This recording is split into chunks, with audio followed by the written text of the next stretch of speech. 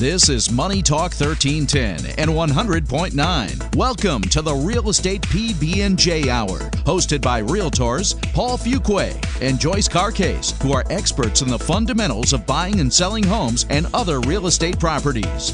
Now, here's Paul and Joyce. Welcome back.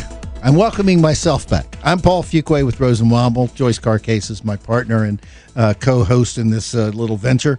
And I hope you're not drowning in the downfall of the last day of March. What comes in March? Something comes in. April flower. No, April showers. April showers. You're I don't early. know. You're Okay.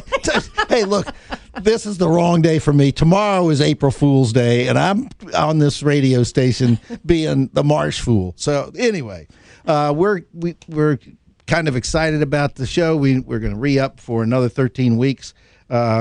And bring these jewels, these gems of wisdom on the real estate scene to you every Thursday at 5 o'clock on this channel, 1310, Money Talk 1310 AM and 100.9 FM. Don't forget, if you park in your driveway and you go in the house, turn on the computer. It's there live at moneytalk1310.com. Now, one of the things we're going to discuss this evening is fairly important because this month of April marks the beginning of the selling season. It's generally considered the hottest season, according to the National Realtors Association and personal experience.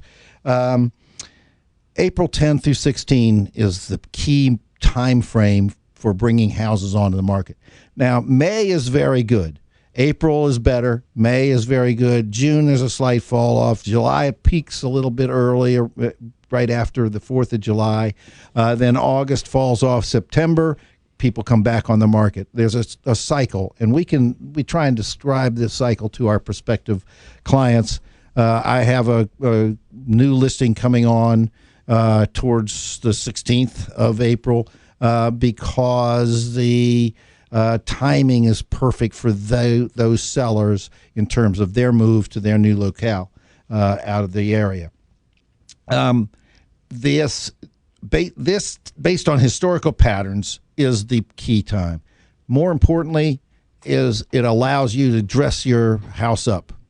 The lawn starts greening up, leaves come out, pollen is falling.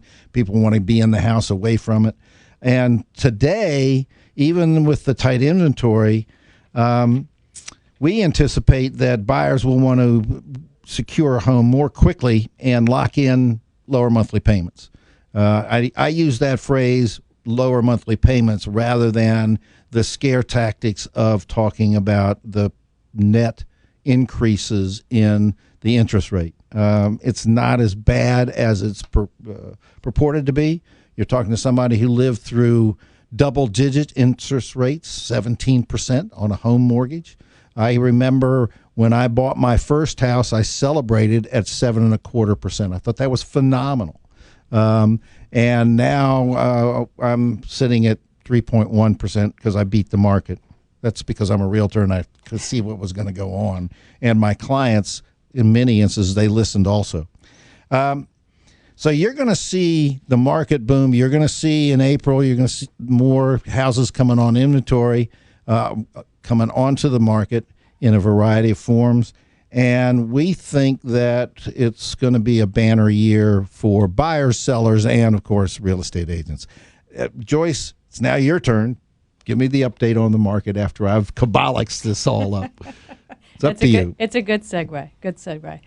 So, we've been pretty consistent month over month this year. We've had about an average of 2,600 homes listed on the MLS in March. But at any given time, as we've said before, only about 40% of those listings were considered active listings.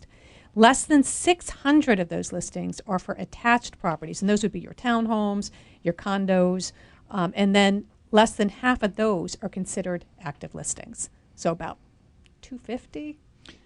There's nothing out there. I mean, we've been looking for clients on that end, and there's just very few available. Overall, we continue to see the average days on market at around 12 days. So that's still consistent throughout. Let's talk about that real quickly. Average day on market it is used to describe the time it goes on the MLS, and it's then is marked pending. So that it's gone on the MLS, it's gone through the contingency removals, and it's now pending and scheduled to close. That's time on market. Yes. So the average sold sales price, or the average sold price in Hampton Roads is $336,000. Now compare that to last year's average of $316,000, and that's a 6% increase. The South Side has experienced significant increases in sold prices. Norfolk averaged $288,000, up 7.9% from last year. Virginia Beach was amazing, at $415,285, up 17.5% over last year. And Chesapeake was up $362,000, up 11.8%. And I'm going to point out to everybody, we discussed this last week. These are averages. Yes. We were using last week in another discussion of the statistics, the median sales price. Mm-hmm. And the median, I'm going to remind everybody because I have to remind myself, the median is the point halfway through the count. If there are 100 houses sold, the median would be at 50, and everything above and everything below. So that number, if it moves up to the median, all you're doing is the scale is moving up, right? Good clarification.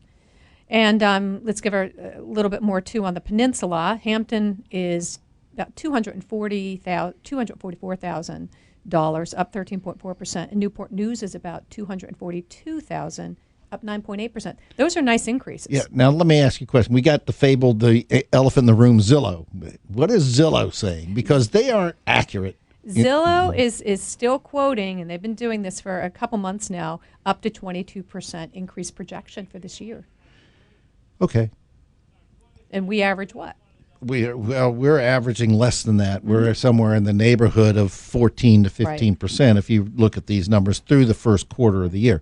Now, it's going to spike. If it's going to spike, it will be in June and July when you have closings from the April-May sales.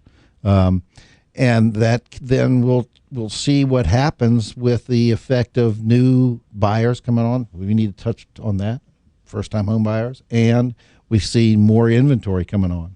That's right. And we've not seen that increase yet, but we do anticipate it's going to happen. So now we get into the headlines. So Forbes magazine, first-time home buyers, inventory expected to rebound in 2024. So what we're talking about here is that the housing market is expected to return to pre-pandemic 2019 norms, at least in terms of inventory and the share of purchases made by first-time home buyers. And who are those first-time home buyers, Paul? The fabled millennials. That's right. And they are a force. The boomers were, 46 to 52. I think that you talk a 6-year span, you can contract it to 5-year span. And the millennials are what years?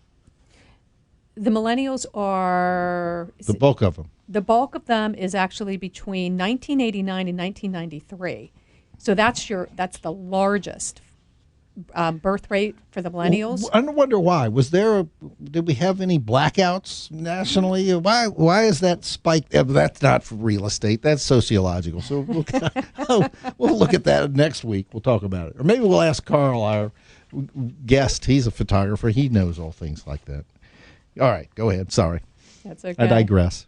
That's okay. So, yeah, now you've got me all confused. I know. That's my purpose in life. It is. Out of confusion, there comes chaos, and out of chaos, there comes leadership. There we go. Okay. So, so what they're talking about is the dwindling supply of homes for sale has been a key driver in the recent explosion in home values, which we understand. And they're saying which have risen 32% in the past 2 years.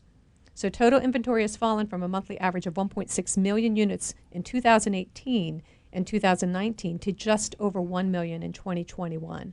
And monthly figures in 2022 are lower still. Folks, that's national. Mm-hmm. Those are national numbers. And the coasts are seeing the explosion in values more so than the middle America. Well, we've talked about the dwindling supply has been a key driver, Why do we think that it's going to increase to a monthly average of 1.5 million or lot in 2024? Is that inaccurate? No. New home sales. New home builds. Right. Which actually I just listened to something on the way over here talking about we are down 2% in new home sales, even though the inventory is up, because the cost of the new home sale is above. Then this is for first-time home buyers, is above the threshold for first-time home buyers, and that's of course is a result of the housing, the the cost, inventory, the cost to build, the cost to build. Yep, I know cost that's to build, exploded. Resources, et cetera. Yeah. Let me. Somebody was it Fortune magazine said that there's a big test. What does Fortune magazine know about a big test in real estate? It's really what everybody's saying. Okay, across the tell board. me what everybody's saying. Increase the interest rates, that'll cool off the market. More buyers can come into the market, and there will be less bidding wars. And so far, there's no proof of that. You know, I've lived through for 25 years hurricane warnings, tornado warnings, flood warnings, all kinds of warnings, and all kinds of consternation on the television channels and the radio and other forms of communication. And my question now is whether this fear of interest rate increases isn't totally overblown. I remember, as I said earlier, celebrating 7.25% on my first house. I remember 17% mortgage rates. I remember prime at 18% because I had prime loans that were tied to that index in my business. And the reality is that you can buy a home that's suited to your needs, predicated on what you can pay monthly. Is that right? That's right, monthly. And those monthly rates, what do we have on like a $400,000 house? Okay, and actually, so if you borrow $400,000 and your mortgage was at a 3.11% fixed rate, you'd owe a monthly amount of $1,710 over 30 years. If it goes up to 4.42%, that rate payment climbs to $2,008. But if the rate climbs to 5%, which is where we were this week, I didn't look at the rates today, so I don't know if that's changed, the mortgage payment would become $2,147. It's a lot. It's an increase. It certainly is. Is it 1-to-1? I don't think it's 1-to-1. Somebody's going to have to improve my math because I know that when I first figured it, and I probably entered the wrong numbers, I had a 42% rate increase, and I was only showing like a 28% increase in monthly cost. However, monthly cost is something that you can budget for. If your situation is such that you can afford $1,800 a month in your mortgage payment, then it's incumbent upon you to tell your agent in doing the search that you want to pay that amount per month, and this is what the rate is, and their expertise lies in trying to help you calculate that. More importantly, you should be sitting down, if you're going to go out on the market, with a loan officer and somebody you can sit across the desk from and discuss.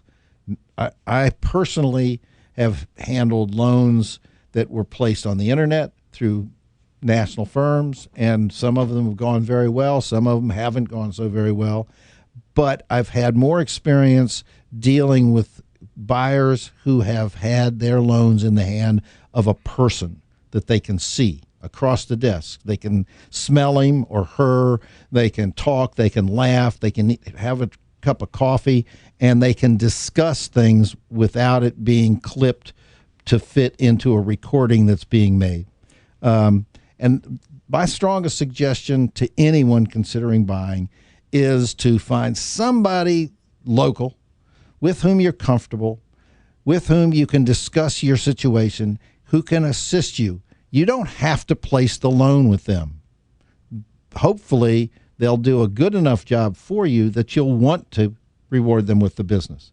And remember, lenders are selling money like grocers sell lettuce. And I don't mean to pontificate. I'm stealing some of your thunder, Joyce. No. And I think that that's so very important. If you have, especially first-time home buyers, can be very, very intimidated by that process. And if they don't understand what it is they're being asked to provide and why they have to provide that and how that's going to impact them, then it's going to be a lot more stressful on them. You've got a good lender that you can sit face-to-face with. They can really help you through that process. Okay, we're going to take a break to allow the advertisers who support this station and people like our producer, Dino. This is Paul Fuqua. This is the Real Estate PB&J Hour, and we'll be back in a few minutes with some great new information. Bye.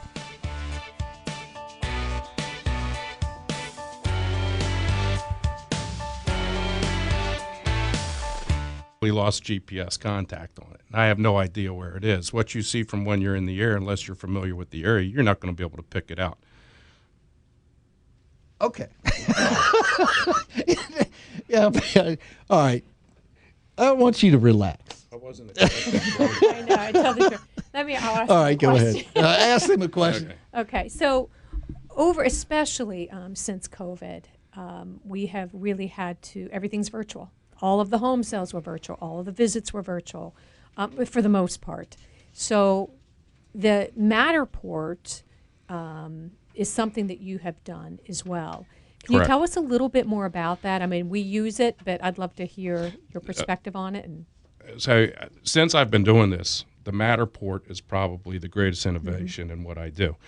I always thought that you should be able to navigate through a property and look anywhere you want to just from what you see online. Matterport allows you to do that. It's not utilized quite as often right now because of the drop in the market, the listings and such. There's no competition, so still photos are doing the job. But for a potential buyer, the ability to look anywhere in the house is it's a neat feature of the 3D Matterport.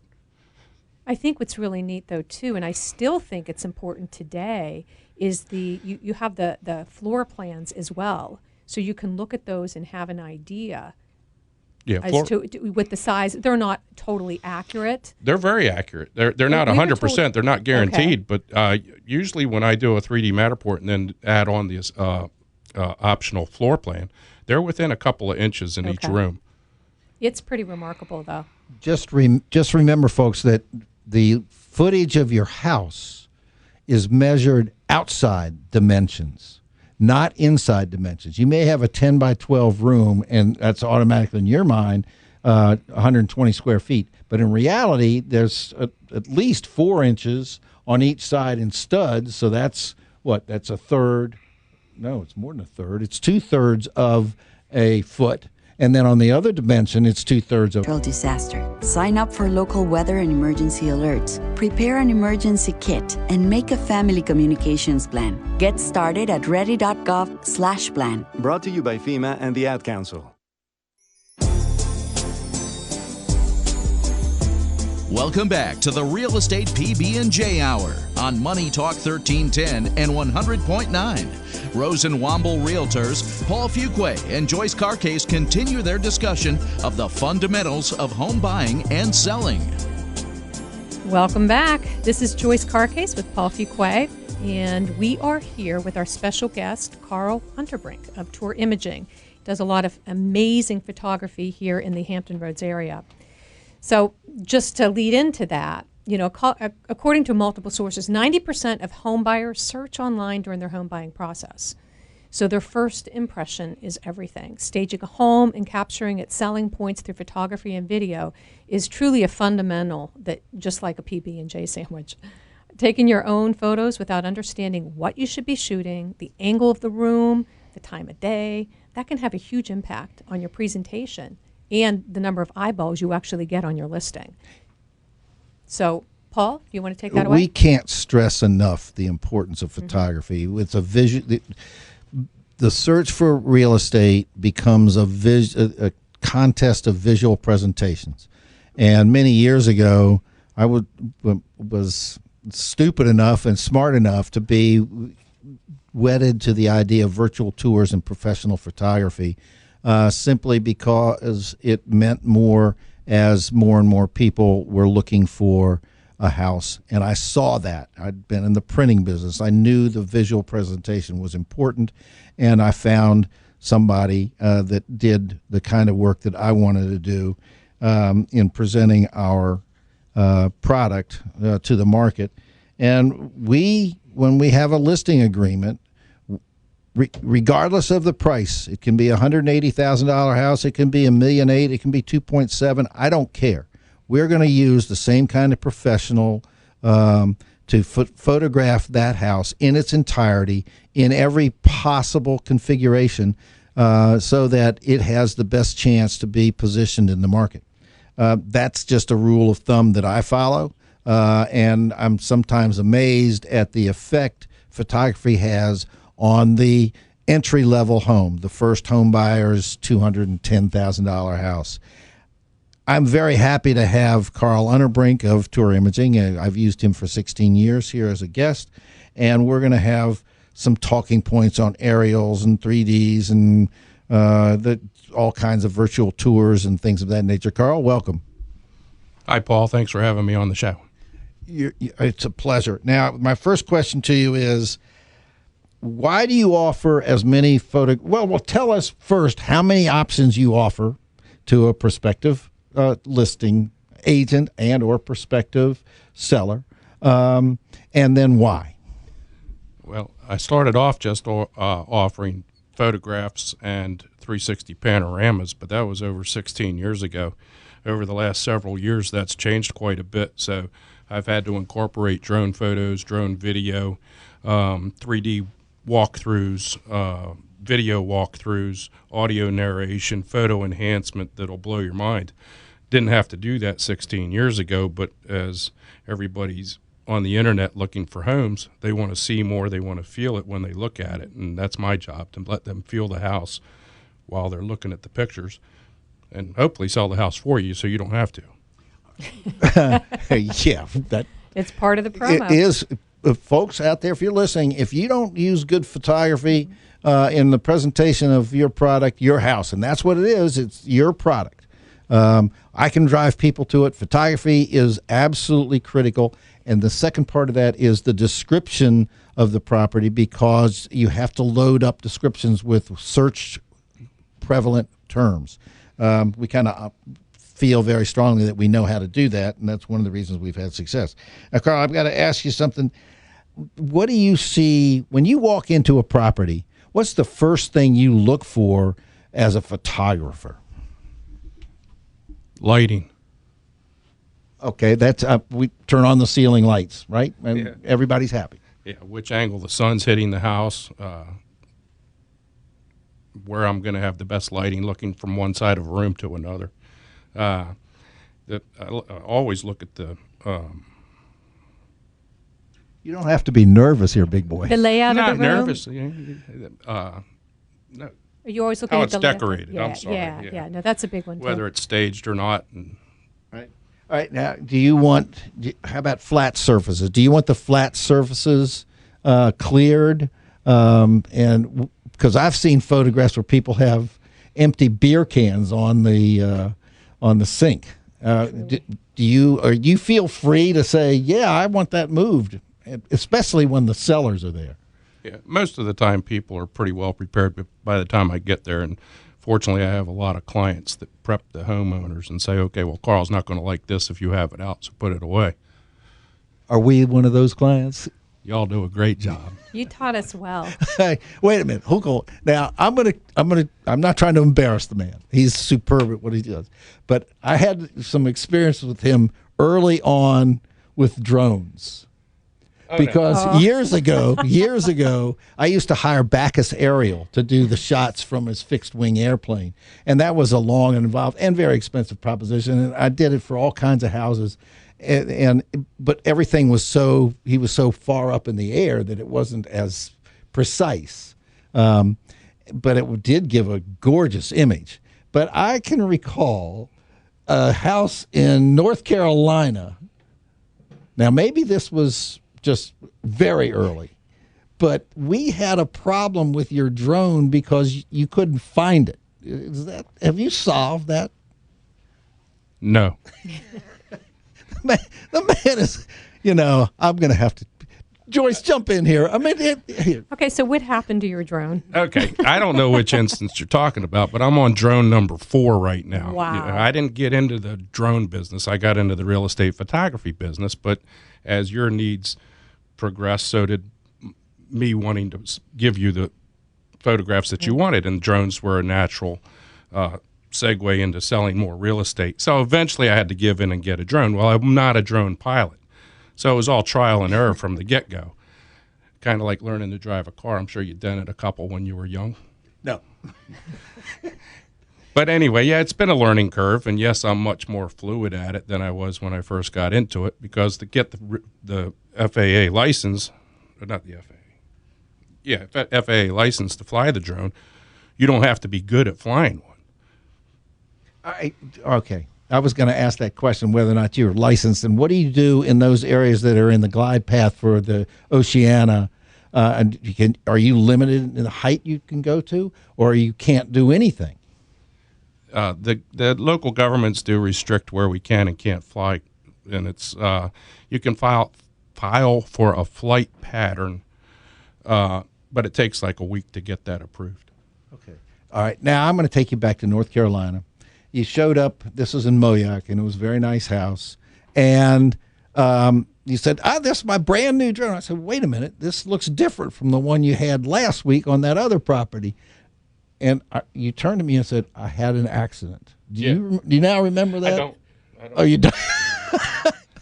Well, I'm going to recount that you said you were bringing it into land and you ran into a cable that was suspended between poles. It's called like telephone and... Oh, probably, yeah. Yeah, it was. And then in that same breath, you said, I wonder where it is, because we couldn't see where the drone was. It was out, and then you're looking at what your square footage is. Best thing is you look at the plans that were provided, if you have them, or you look at the tax data, because tax data has plans. The footage on the tax data on your house was compiled from the plans when it was first built, and then added to if you've done additions because there were building permits. So they're fairly accurate. If the tax data says you have a 2,800 square foot house, that's all we can use in listing your house, unless you have had a recent appraisal and an accurate by the appraiser measurement. And the appraiser may come in and say, well, this is a 2,960 square foot house. If that's true, then that's the footage that we can use in your listing. And there are still folks out there who insist that a listing to be considered for their house be a certain number of square feet. One of the things that Carl's photography does is to create the impression of larger rooms. Carl, is that a consequence of the curvature of the lens? Why do the rooms look bigger on screen than in reality? I usually wedge myself into a corner to make it look larger. But what about I'm trying to be a little technical. I mean, you're a professional photographer. Tell me, is it the fact that you're using a fisheye? Is that give a little cant to the whole thing? Or why is it? I know you wedge yourself into a corner, but at the same time, does the lens have an impact on the perceived size? Somewhat. I use a 12 millimeter. It's the widest angle you can use without distortion, because you don't want the curvature like you'd get from a fisheye. But in an image online, it's going to do a wider angle photo than your cell phone could do, or a typical lens that's not made for wide angle photography.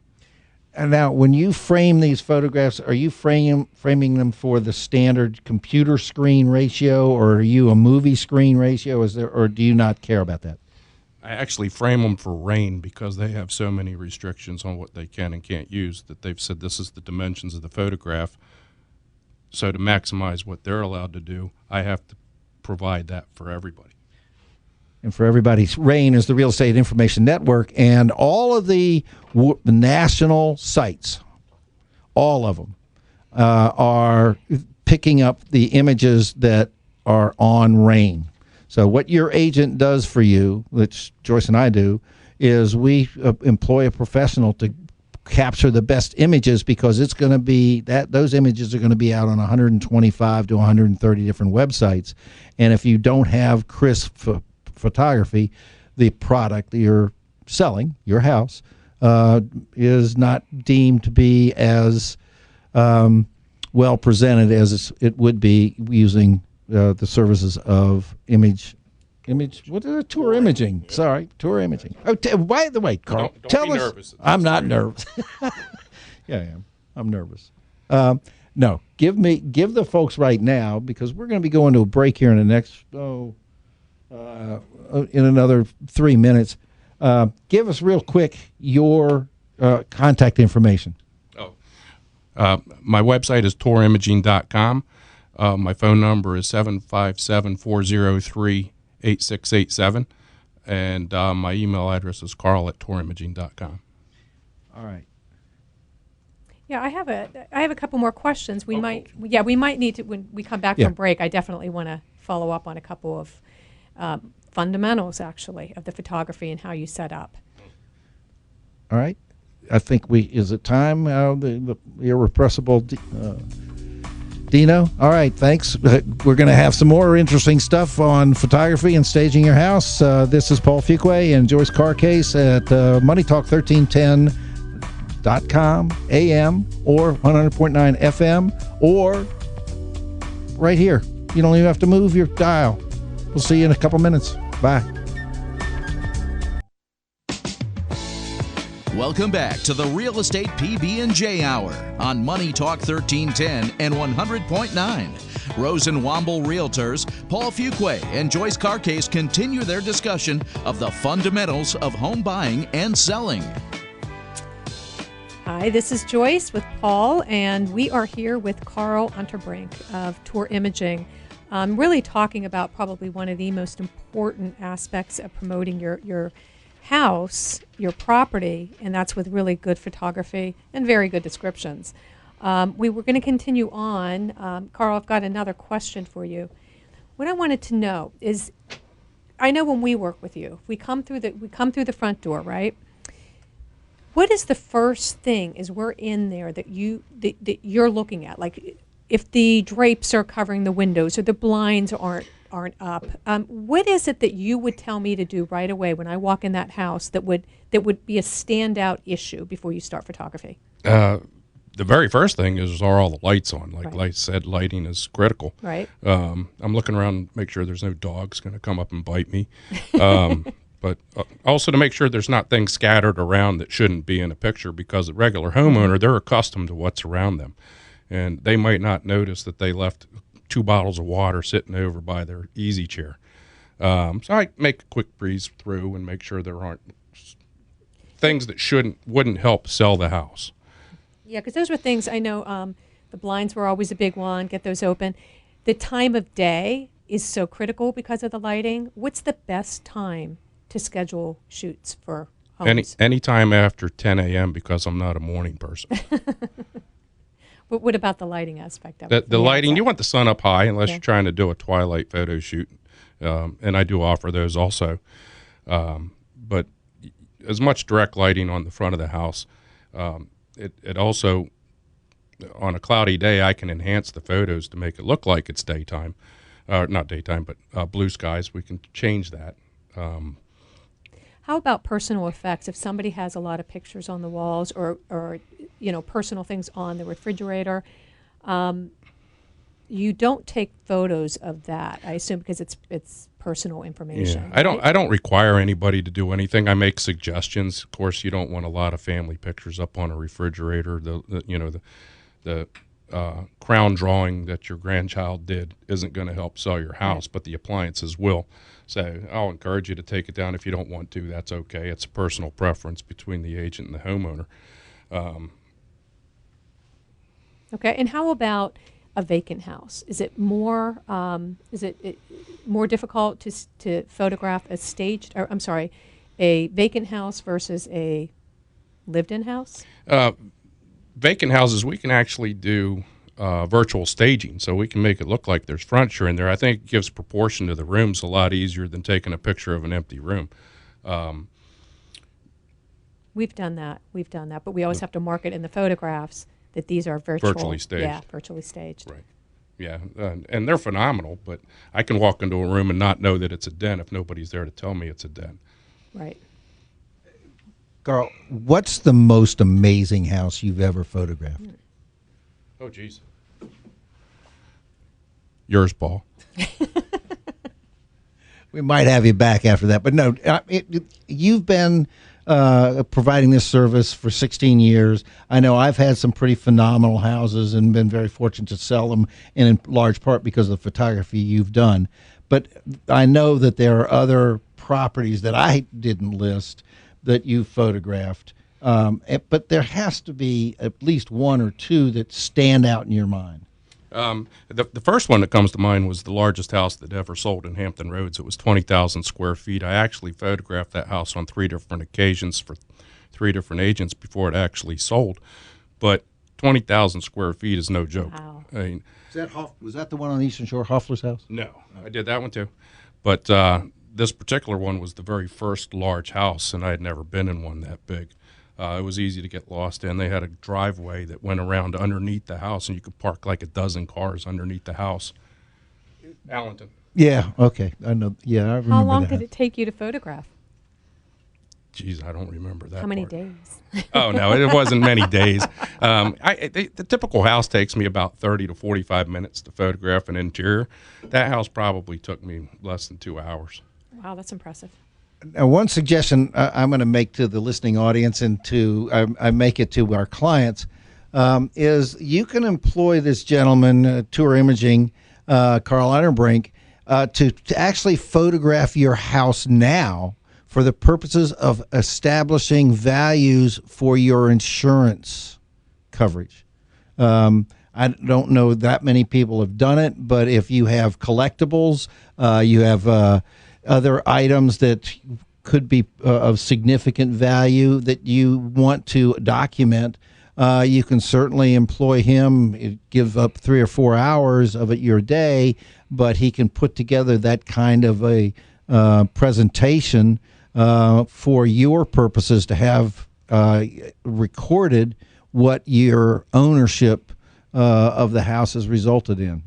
Carly, have you done any of that? I know I've always suggested it, and I don't know if my clients listen to me, but Yeah, I do photo shoots for homeowners that are not selling houses. I don't get into a lot of detail with them on why they're having me do it, but if you're doing it for insurance purposes, I would totally understand that, because I can tell you that I couldn't list everything that's on a bookcase that I have at home right now, but if I look at a photograph, I'm going to go, oh, yeah. What about exterior shots? We always talk about the interior, but the dramatic curb appeal that you can create is a part of what that a client can do. What can a person do other than mow his grass to make that front be absolutely smashing when they bring it up on the computer screen? You mean besides have you stand in front of the house and? Yeah, Carl. We may have you back if you keep stroking me like that. Come on. Typically, they get the flower beds ready and the mulch and things like that. Make sure there aren't shutters that need to be painted. Time of day is kind of more critical than any of that, though. A nice sunny day, you can't beat a nice sunny day over a mulched flower bed. If it's a cloudy, rainy day, like right now, I wouldn't want to be out taking pictures of the front of your house, Paul. I've mentioned the drone. Especially with a drone. All right, let's see. You and drones and water. You have a problem with drones and water. How many drones have you had in your career? I don't know, Paul. Well, I have lost one in the Lynn Haven River. The battery died while I was talking. And Another one lost GPS and spiraled out of control while I was in Little Neck. And Flew one into the side of a big building while I was talking to somebody. So, now, do you ever gather a crowd surrounding you when you're out there flying your drones? I hope not. Yeah. Now, I know you've got another question for this gentleman. No, I think that was the Joyce. biggest one. A lot of sellers probably don't know as realtors, we actually pay for the photography, and that's why we really like to buy or make sure that we're getting the full package. Do you ever have, there are situations where you wouldn't advise the full package? If I'm in a 2-bedroom townhouse, I'm not going to offer as many services as I would the 4,000 square foot house with 4 bathrooms, 6 bedrooms, things like that. Right. And do you ever, like I said, I mean, everything's digital, so we use that on our websites. I love that. Yeah. We use it on everything that we can possibly use them on. Is there anything else that you offer that we're not aware of? Well, no, I pretty much covered everything I offered, but it's kind of like when you meet somebody. When you're online looking for a house, and most people start looking online, the very first thing they're going to see is the first picture of the house. If I've grabbed their attention with the first picture, they're going to look at the second. If I can keep their attention to the third, fourth, fifth, then they start thinking, okay, well, now I'm going to read the comments on what's in the house to see if it's going to suit my needs. People are pretty aesthetic. They're going to know, okay, I don't want to live in that house because of the way it looks, or they do want to live in the house. So hopefully my job is to get them there, and then y'all get to sell it. Okay, it's, like I said, that's the first impression that they have. I'll tell a little story. I hired Carl to come do aerial shots of my new house because we were planning to put a driveway in, and I wanted to be able to use his drone shots to sit down with the concrete guys and calculate how many square feet of concrete I had to buy. As a result of his excellent photography, my wife decided that she'd rather have a bathroom than the driveway. So that's the next order. Please do not come and photograph the bathroom because it'll double the cost, I'm sure. Now, I want you to reiterate for us your contact information, name, website, phone number, and then we're going to say goodbye to you, to the irrepressible Carl Unterbrink of whatever the name of your company is. It's Tour Imaging, Paul. After 16 years, I think that'd be embedded. The very first thing you think of when you get a new listing is Tour Imaging Virtual Tours, and me. But my number is 757-403-8687. Okay, thank you very much for being here, Carl. We're going to kind of discuss some of the things that we consider very important in the process. We've offered digital copies of our 31 tips and how to sell your house and how to prepare to sell your house. And the first one is to know why you're selling. Now, if you've gotten orders to move, I understand. But if you're moving up or you want to make a change, know that what you want to do and what plans you have to do that before you put it on the market. We always ask our clients, why are you selling?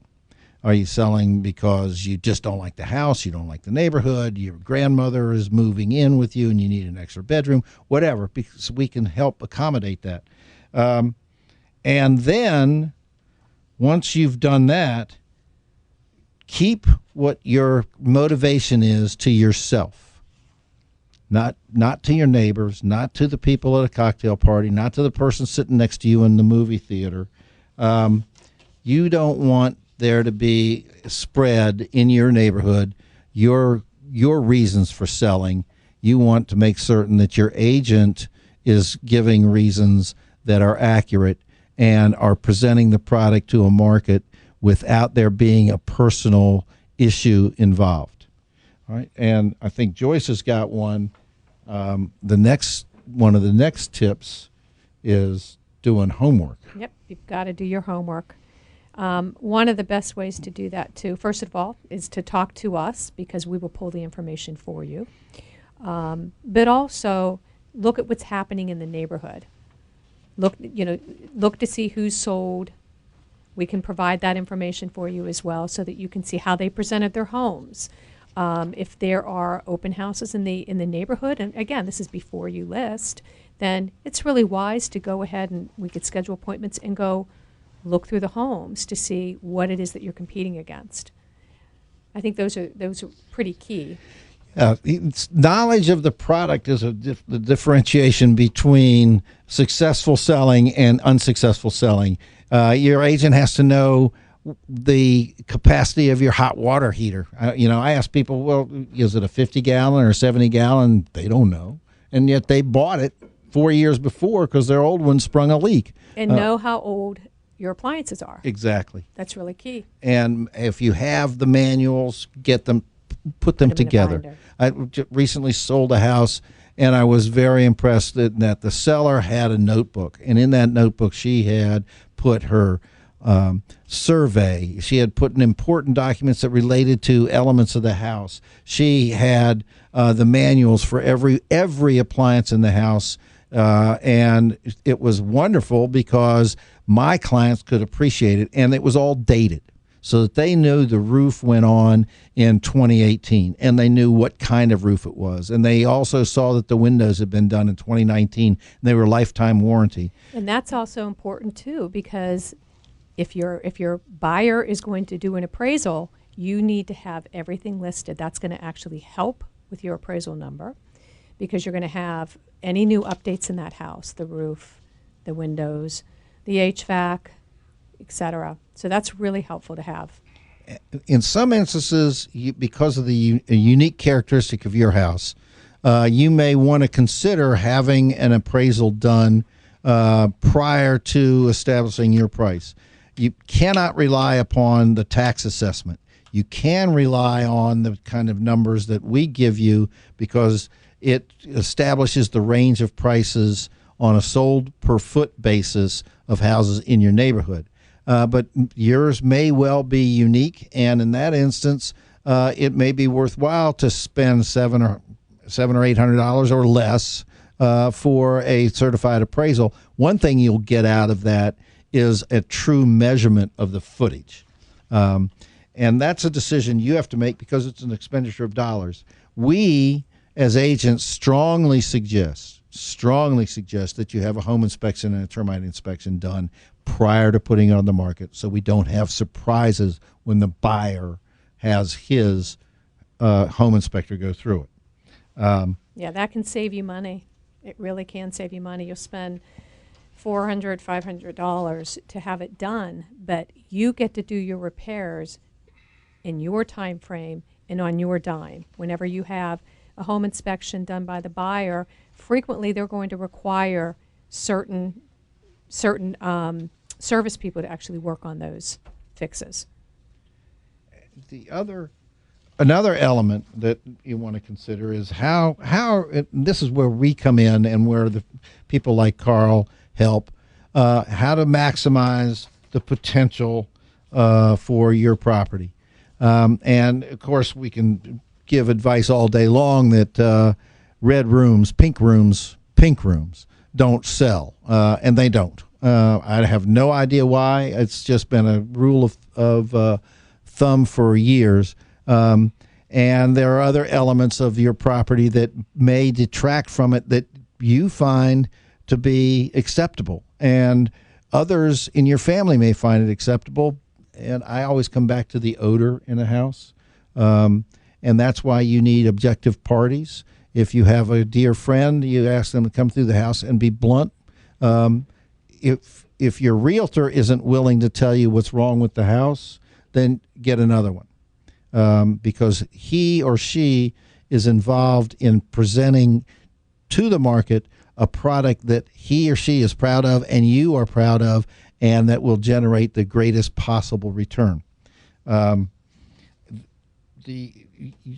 Relying upon other people's judgments is tough. I know that because my house is the best house in my neighborhood because it's mine. You know, yeah, exactly. But also remember, if you're getting anything done, if you're going to be putting in new floors, or you're like, I'm just going to do a few touch-ups here, these are my favorite colors. These are my favorite appliances. I've always wanted this. This isn't about you when you go to sell. This is about the potential buyers that are out there that want to buy. And that's why it's really important when we go back to doing your homework, making sure that you know what the market demand is. And another element, one of our tips is clean like you've never cleaned before. Operating room clean kitchen, operating room clean bathrooms. Dust is not your enemy, and dust is not your friend. And with that remark, we're about to say goodbye. Joyce? This is Joyce Carcaise and Paul Fuqua. Thank you for being with us for another episode of the PB&J Hour, the Real Estate PB&J Hour. We look forward to having you back next week. You can find us on Facebook. You can find us on YouTube. Just do a search on the Real Estate PB&J Hour. We look forward to seeing you next Thursday, 5 o'clock on this station, Money Talk 1310 AM 100.9 FM. Thank you very much for listening. Thank you. Bye-bye.